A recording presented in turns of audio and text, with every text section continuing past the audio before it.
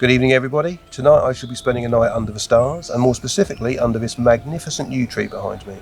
I found a beautiful piece of woodland populated with over 100 yew trees, and it's incredibly creepy. No tent, just my sleeping bag. Now the reason for this is at the top of my list of superstitions is to sleep under the yew tree is the last sleep you'll ever have. Now, depending on what camp you're in, the yew tree can be magical, but it's also associated with death and the dark arts. So I'm going to be checking in at the witching hour and something they call the devil's hour, just so you can see that I'm alive and kicking, so that I can scratch off of my list of superstitions that it is just a load of old rubbish. Anyway, but up until the hours of darkness, I will be editing the last chapter of my new book. Some of you may have already bought my current book, Blackthorn Hill. I won't be reading that tonight, but I will be checking in with you, so let's see how it goes. Okay. Any idea what that is? I'm going to guess fox. It's like, I don't know, 11 o'clock now, 11:30. And there's some freak sounds coming out of the woods. Unfortunately, my camera won't see into darkness that far. So if you've got any ideas what it is.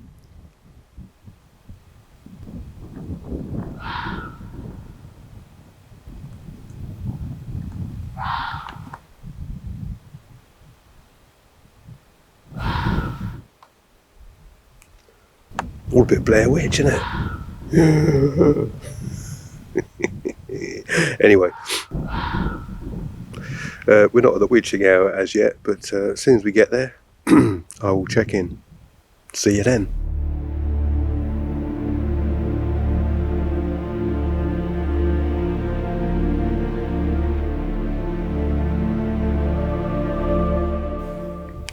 Evening folks, I'm still here and the witching hour is upon us. It's nearly 1 o'clock. It's very cold, it's very dark, there's lots of different sounds. All of the shapes that you can see in the darkness look like things coming towards you. And as yet I've not had any sleep, but I'm about to remedy that, and I will be checking in with you later.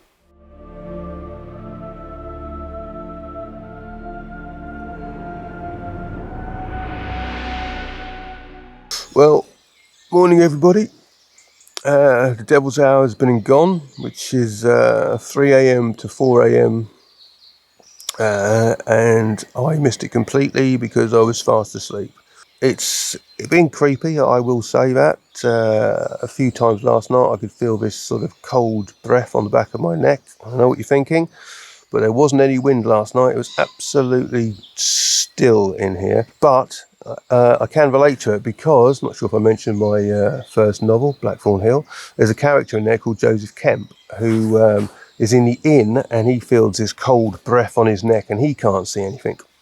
But I won't read too much into that. The other weird thing, is that the battery on this camera, which is fairly new, had 350 minutes last night when I started, and I got here sort of like 6 o'clock.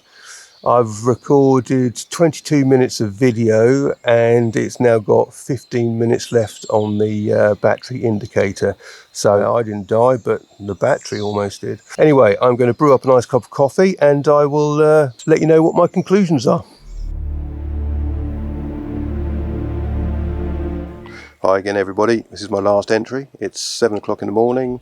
The coffee is on. I've written down all of my experiences from last night into my diary, but I can safely say my superstitious belief of sleeping under a yew tree has now been ticked off. It's not an issue. I'm still alive. It was creepy, I will definitely say that. It was creepy, but I will leave you with this one thought from Confucius, and he said we all have 2 lives.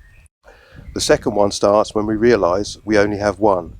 So great time to go out and buy Blackthorn Hill from www.forshawpublishing.com or Waterstones. Thanks for watching.